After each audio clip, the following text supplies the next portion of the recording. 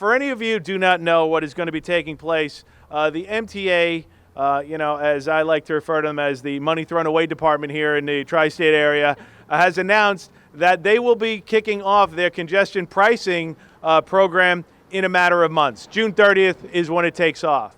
And what is that going to do? That is going to impact residents who travel for work or meetings or even health care in the city. You could see upwards of anybody traveling south of 60th Street, $24 to $36 depending on the size of the vehicle and the time of day. What has not been taken into account is the impact on the suburban communities like America's largest township. This money grab, and it is nothing more than a money grab that is being done by the MTA, has really no impact or improvement on the services for anybody except for the pockets that are constantly drawn out by the MTA.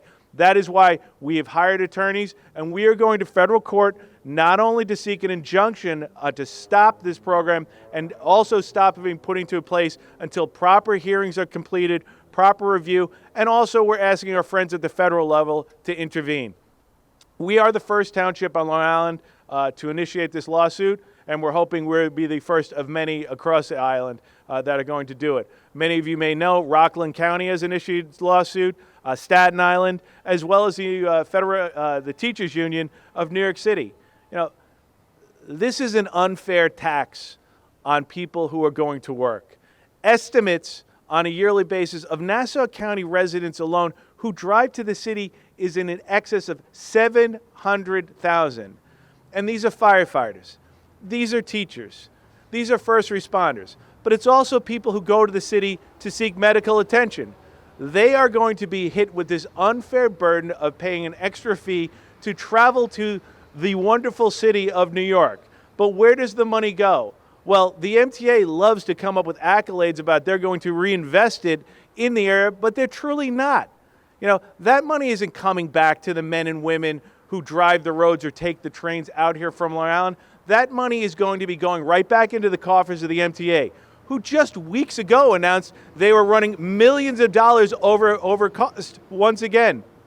If there's one thing you can count on the MTA doing is running operations while not watching the bottom line. What we're seeing here is overreach. It's overreach by Governor Hochul and her minions in the MTA. Overreach is a theme. They tried to overreach when it came to local zoning. They tried to overreach when it came to cashless bail. And now they are continuing to overreach, but this time into the pockets of hardworking New Yorkers, residents of the town of Hempstead, and people that live in the tri-state area. And you see, this isn't an issue that only Republicans see as a problem. Not only are we today joined in a bipartisan fashion, but just months ago, I drafted a resolution that has passed through the Transportation and Infrastructure Committee, a bipartisan resolution with members of the tri-state area calling on no federal funding being utilized to implement congestion pricing. And we've heard the argument over and over and over again.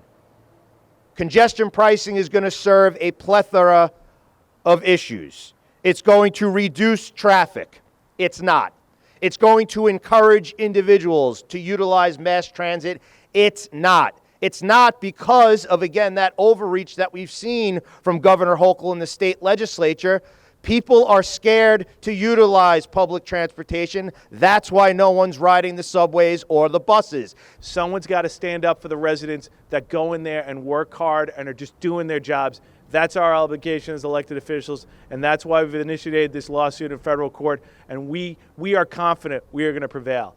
And when we do prevail, it's going to be a win for everybody that works, shops, does business, or even seeks medical, help in New York City.